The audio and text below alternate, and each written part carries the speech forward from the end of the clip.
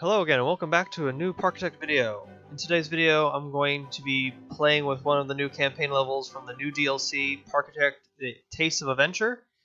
And so this is the second campaign level. It's called Brimstone Peak. So it's a steampunk themed map, spoilers. And I'm going to showcase some highlights from my build session. I basically beat the entire game first, and then went back and did some decorating sessions, and this was one of my decorating sessions in the second map. So I'm building an inverted dark ride themed after Journey to the Center of the Earth, so it's kind of like steampunk and then Jules Verne, and I'm kind of pulled inspiration from Tokyo Disney Sea and other places like that.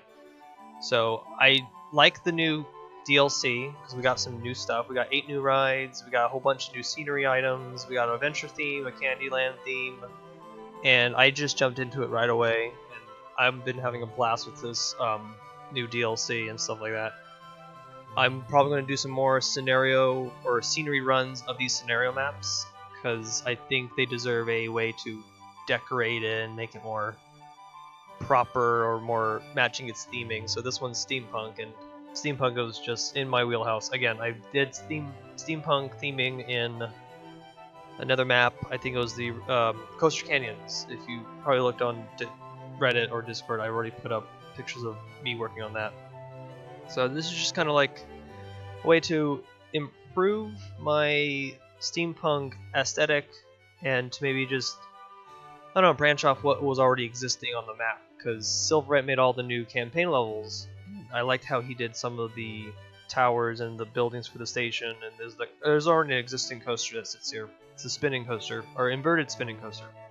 So I just kind of like pulled inspiration from that a lot, and I just had a blast building this little ride for Journey to the Center of the Earth. Again, I'm just trying to think. So I'm going to use some of the new pieces. So this is the, what do you call it, brick wall from the adventure theming? Yeah, it's a brick wall. And the brick wall is great. I love that we have another textured wall instead of the regular brick wall. And it's pretty versatile. The adventure theming is actually very, very versatile. I kind of used it a lot for a lot of things. I even used an idea to use some of the angled parts for roofing. I copied that from Silverite from one of the other scenario maps. I won't spoil all the maps, maybe until later, but I have some plans to go into those other 10 maps and make some new, theming and do a scenery run and stuff like that. So I'll talk about that later. I have some, speaking of other things, I have another scenario in the works that should be coming out soon. And then I have some other projects in mind. But back to what I was working on here is just the regular station. So it's just, the idea was not to completely cover the station. I wanted to make sure that you see that it's an inverted dark ride, and then you see it go into a mine entrance into the center of the Earth, and then there's a section where it comes out, where it's like you get blasted out or something, that goes the faster section. That was the idea. Some things changed on this ride a couple times. I changed how it looks and how it did. The hard part for doing steampunk sometimes is that I sometimes lean into doing Western stuff too, and that's where it gets all weird and wonky, so I tried to stay away from it. So it's kind of a mix back and forth of, I don't know, trying not to do more Western, so I try to not do that as much, but it worked out here. So it's just making a simple, this is going to be like a tower of some sort, so this might house some equipment, something, I don't know. It's just a loading area, dock loading area for this ride to go into the mine. And I pulled a lot of inspirations also from, besides Tokyo's Disney Sea, because they have their Journey Center Earth ride, which is like, it's very steampunky, and then there's a submarine dock, and there's, well, I think it's called Mysterious Island, I think the land is called. Don't quote me, I haven't been to Tokyo, and I want to. I want to go to Tokyo Disney Sea, it'll be great. I'm just going to do some normal pillar work, as normal. The hard part about the only hard part about the campaign when I was playing through it, let's talk about that. It was the no pausing, where it was interesting, because it kind of forced you to play at a higher rate, and I like that idea that now I just need to plop down rides as fast as possible, and then build a coaster as quickly as possible, and crudely. I made the most crudest coasters doing the campaign. It was the most hilarious thing I've ever seen. But that was the point of the campaign, was kind of like get you to do things and build coasters and do things on your own. Decorating, on the other hand, takes a long time, and so pausing punishes you to not complete all those optional goals. But I liked it as it is. The campaign is, for me as an experienced builder and already being the first campaign, this wasn't as hard as I thought it was going to be, except for the pausing part. The not using blueprints was easy for me because I don't use blueprints, period. So I'm gonna, yeah, that's basically my thought on the new campaign so far. I might have some other thoughts later. Here I'm working on some, it's just like, I don't know, steam thing, I don't know, yeah, something like that. So it just houses steam or something, or maybe it's a liquid. And it's just going to have some pipes running across the roof and then down into the ground. If you had a close detail, I already built a volcano off to the side here. That was a off-screen build, so I was just like playing this on and off. This was like a 6 to 7 hour build. I was just kind of binging the game when the DLC came out, and so I was just like, okay, I'm just gonna build and play and see what I can do, and I had a blast doing it. I'm gonna just have more fun in general doing more stuff. I'm gonna do a little bit of an awning that will house the actual sign, because the new pieces we got in the free update to Parkitect, you can get text signs. I think that's part of the free update. Don't quote me, I might be wrong, but regardless, I wanted to use the new texts, and I wanted to say Journey to the Center of the Earth, not realizing how long that title is. That was some of a difficulty to change the way it was presented, and I'm going to test out where it should sit and stuff like that. I wish we can change the font of the sign text, but I will take what I can, and I think it does bring in more detail to a ride when you title it and you present it in front like a real ride. It just brings in more, I don't know, it makes it more realistic and more detailed, and I feel like it just becomes, I don't know, just better. I think it's a cool addition they added, and here it is, Journey to the Center of the Earth. I'm going to put a banner behind it to kind of like just contrast it, because kind of floating letters kind of don't make sense. So I just do a simple wood texture behind it, and Anarchy really helps in this, because I put the letters exactly on grid, and I didn't think about that when I was working with it. But it's an experiment. I just kind of would go back and forth on that. And just, again, with all the new pieces, it's going to be difficult at first to kind of see what you can do with it, and that's where it's going to be fun.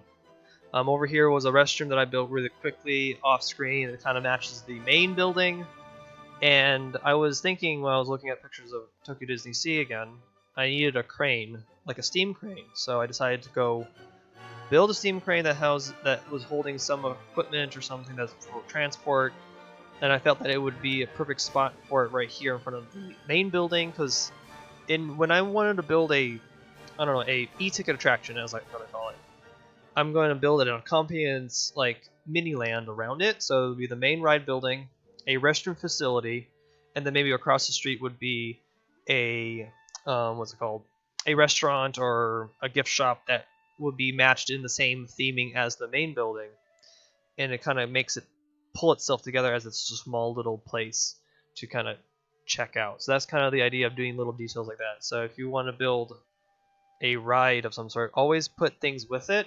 Even a flat ride encompassing it will make it like more fuller, because that's kind of the idea. Your roller coaster, your dark ride is your main attraction, and you have your sub ride, so your carousel, your teacups are around it to kind of support it, like supporting actors. They support that ride, and it just makes it more full.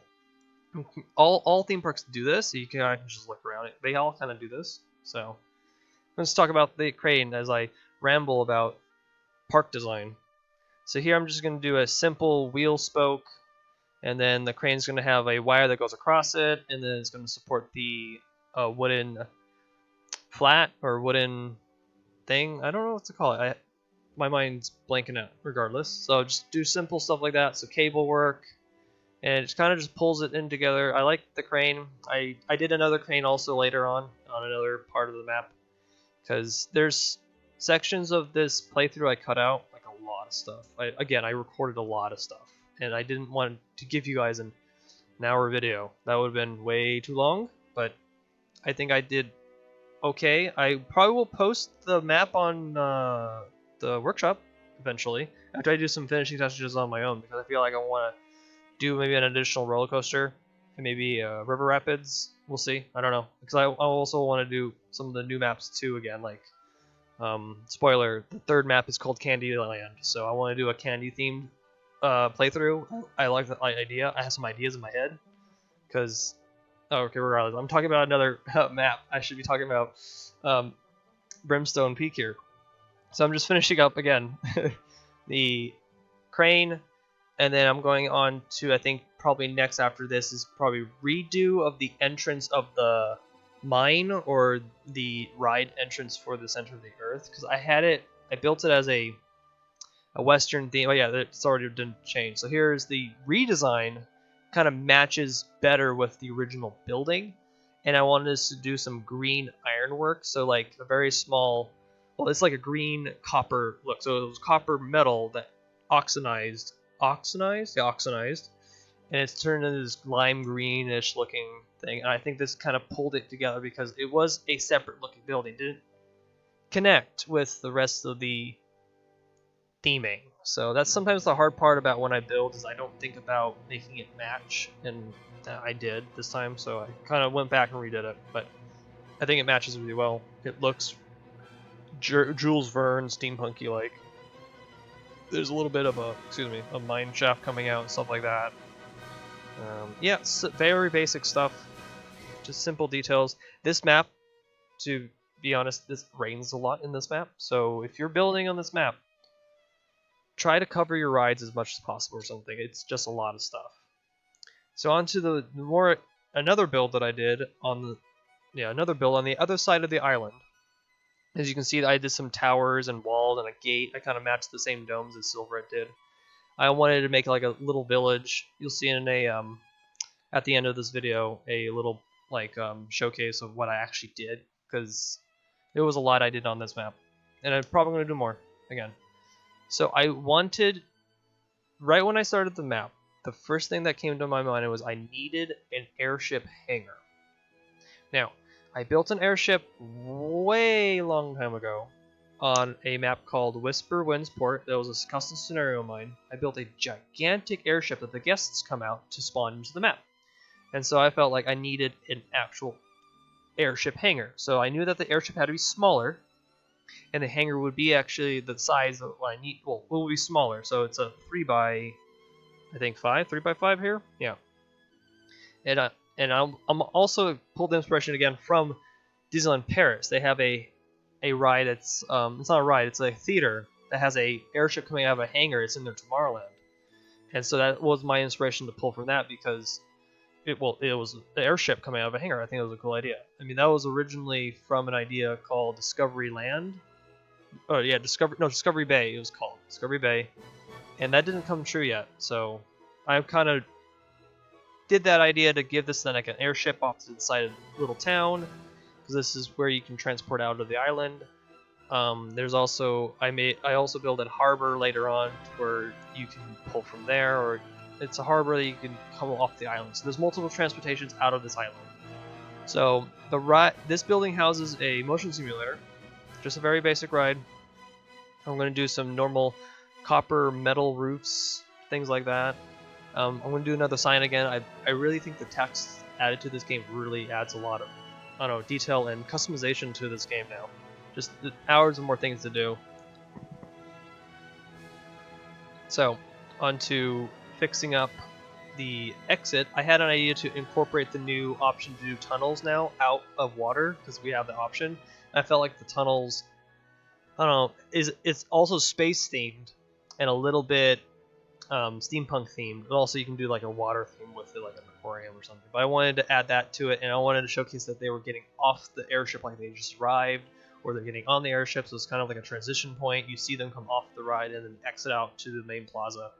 Again, this area also gets an accompaniment of a restroom and a restaurant nearby to kind of pull it together, because I felt like just having this building by itself was kind of just weird and odd, so I kind of don't want to do that. So as I continue to work on this building. So I knew that I needed to use the giant hangar roofs because they were kind of like gigantic to house a airship.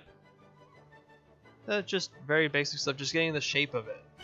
That's the thing, is like you can't just stare at an empty map again. You have to go in there, start placing walls as fast as possible. Not fast, but just start placing shapes and things, and it'll start speaking to you, and then it just goes from there. But it's good to have already a plan in mind too. Just like I knew I wanted an airship hangar.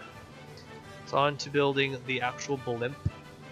So I knew that I needed to use cylinders and use some of a cone at the front to give that sharp look. And I knew that I needed like side balloons on the side of it to give it some more heft or something. And I knew I needed like stripes and things to show like brackets or the cables holding the balloon down into holding the balloon down and then attach it to the cabin at the bottom.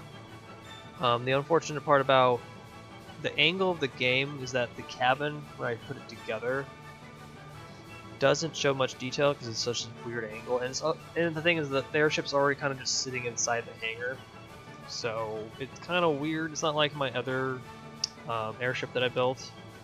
I could build another airship in the area. I could.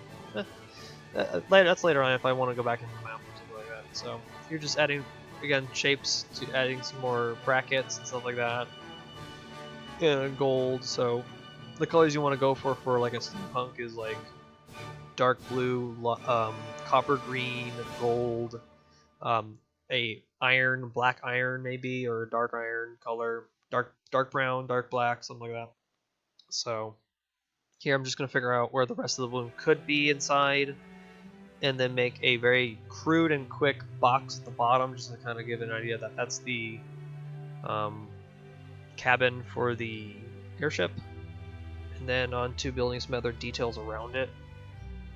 Originally, I wanted the wall that's over on the right hand side of right here, the wall. I wanted that to go around the building or something, or connect to it. That changes later. Again, it's okay to change things when you're building something in between. Here I'm going to do some interesting mechanical work. So the idea of the airship is the airships can't go backwards or forwards or very slowly. So I decided to build a giant like cable crane that would take the airship out of its housing and lead it out, and then it can take off. So that's the idea of having this gigantic crane on top that would help lead the airship in and out of docking. And this was kind of the way it was designed for the Discovery Bay Theater at Paris, Disneyland Paris. So it's the same idea. So that was kind of the idea of making it, well, when I build something that's supposed to show motion, I try to think of how realistic it could be. And this is the idea of how this is the way you can go for it. Is you have to think of what's its purpose, what it's going to do, and imagining how it would move, even though these are all still parts. It's kind of a weird way of like imagining with pieces your own, and kind of think of like what could they do. I also built another crane later on, but you see that in the showcase. That I built a second crane next door that would have like, it would be maybe a swivel, and it would extend and help the airship exit or come back in. So it's kind of the idea to give it that realistic feel, like this is already an established building and it houses airships and they go in and out all the time, things like that. So this is the wonderful airship. There's more detail I will be putting on it. Yeah, just finishing up the iron copper work for the crane, and then adding some emergency lights probably in a second. Yeah, here's the cable that goes on top. And as respect, I should have put like some gear work on the top and the back. I might add that later. So that's the detail I could have added on later. Here's a light for the running board, and then lights on top to indicate that this is the top of the crane, so the airship doesn't get in trouble and hit onto it, and that would be bad time. So adding more lights and details as the ride just kind of built itself together. I knew I also needed some type of control tower for the airships. So a tower that would say, this place is occupied by airship. You need to wait until it's undocked or something. And so I just built a very simple tower, kind of copying the domes that Silver already put on the map. The domes are really cool. I like how he did a giant disc at the bottom, and then a regular dome, and then smaller discs going top. That was a really cool idea. Like, that was really cool. So again, just doing a little bit of ironwork on the tower to give it some windows, and then finishing up with repainting a whole bunch of stuff. I realized that I had the wrong colors on some of those pillars when I was putting them down. Just simple details. Here I'm just going to finish up the towers, and then next will be the actual sign. I'm going to be calling it Storm Rider, which is a exact copy from the actual ride that's in Tokyo Disney Sea. It's a simulator ride. And then that's it. That's all. That's it of this build. And then I'll showcase a showcase of what I actually built on the map. And I'm really liking this campaign. I'm really liking the new DLC. So hope see you guys in the next video. See ya.